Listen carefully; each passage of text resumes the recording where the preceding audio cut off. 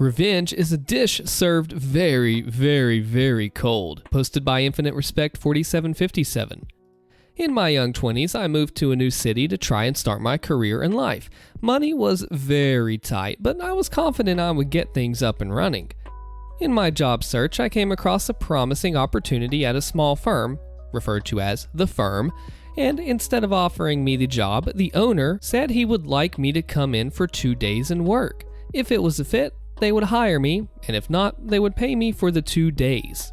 Money was so tight at the time that I figured taking the bus to and from the job was a luxury that I could not afford, and I walked an hour each way to get there. Money was very tight. I did good work both of the days and worked very hard, but it was not a fit.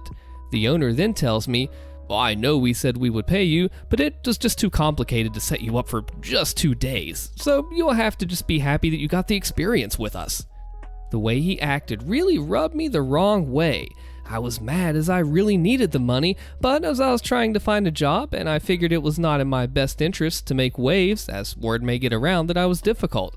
I did, however, decide that someday, some way, I would get my revenge on the owner. I did find a good job that led to a great career, but I always kept tabs on the owner looking for the time and place to get some revenge, and even a few times considered some more juvenile methods.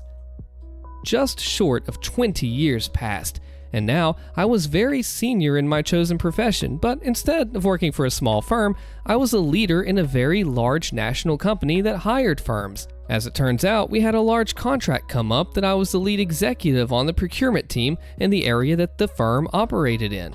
Things have changed a bit over the years, but bidding on these contracts was at the firm's expense at the time back in the early 2000s.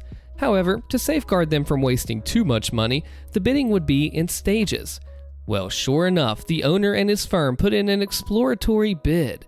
They were not perfect for the job, but they could actually do it, so I assisted them in moving to the next stage, and the next stage, and then the final stage.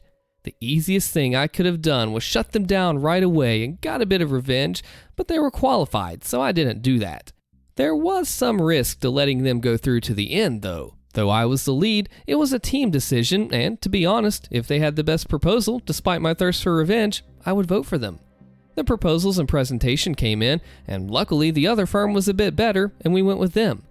Normally, the executive lead didn't deliver the bad news in the bid process, but I volunteered to take on the call, and that was my little dose of revenge. It was fun to call the owner, who had no idea that we met 20 years ago, and tell him, "We were impressed with your proposal, but it is just not the right fit. I know you must be disappointed to not get the contract, but at least you got great exposure to our process."